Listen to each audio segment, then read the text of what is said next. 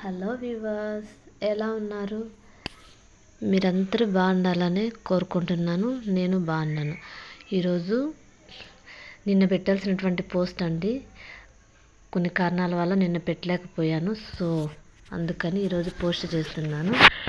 పిండి దీపాలు సాటర్డే కదండి, అందుకనేసి పిండి దీపాలు, పిండితో శనివారం రోజు ఆ వెంకటేశ్వర స్వామికి పిండితో దీపాలు ఇలా పెట్టుకుంటే చాలా చాలా మంచిదండి. సో నేను ఈ విధంగా తెల్లవారుజామున లేచి పూజ చేసుకున్నానండి. చాలా చాలా బాగా కుదిరిందంటే చాలా ప్రశాంతంగా ఉంటుంది. పొద్దున్నే అంతసేపుకి లేచి 5 కంతా పూజ కంప్లీట్ అయిపోతుందండి. సో ఇదండి మా పూజా రూమ్. ఓకే, ఇంట్లో దీపాలు పెట్టేసిన తర్వాత ఇంక ఈరోజు వీడియో వచ్చేసేసి టుడే ఆకుకూర పప్పు చేద్దామండి. సో ఇలా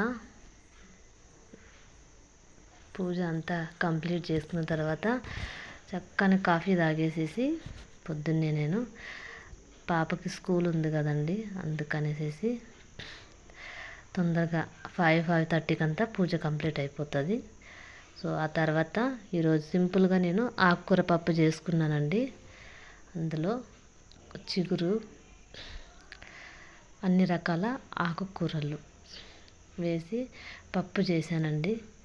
సో ముందుగా అదంతా నీట్గా ఇడిపించుకొని పెట్టుకొనేసేసి ఇలా ఉంటుందండి ఆకుకూర.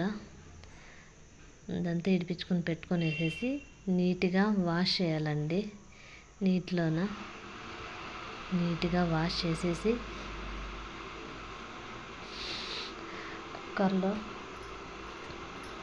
కుక్కర్లో బ్యాల్ వేసేసి అందులో కావాల్సినటువంటి ఇంగ్రీడియంట్స్ సింపుల్ అండి. బ్యాల్ వేసి మనం ఇందుకు కావాల్సినటువంటి పచ్చిమిరపకాయలు, టమాటో, వెల్లుల్లి, ఉల్లిపాయలు, తగినంత ఉప్పు, పసుపు ఇవన్నీ యాడ్ చేసేసుకొనేసి కుక్కర్లో పెట్టి మూత వేసేసినామండి. ఇది ఇలా కడిగేసుకొనేసేసి కుక్కర్లో పెట్టి మూత వేసుకున్నాము. 3 విజిల్లు వచ్చేదాకా ఉండి వచ్చిన తర్వాత స్టవ్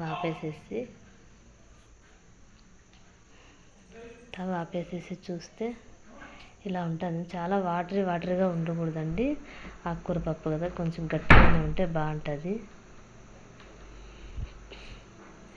ఇలా అయిన తర్వాత పప్పు గుత్తితో చాలా నున్నగా కాకుండా లైట్గా మెదుపుకోవాలండి.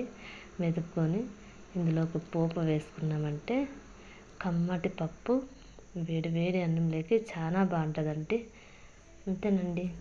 ఈరోజు వీడియో మీకు నచ్చిందని అనుకుంటున్నాను. మళ్ళీ నెక్స్ట్ వీడియోతో కలుద్దాం. బాయ్.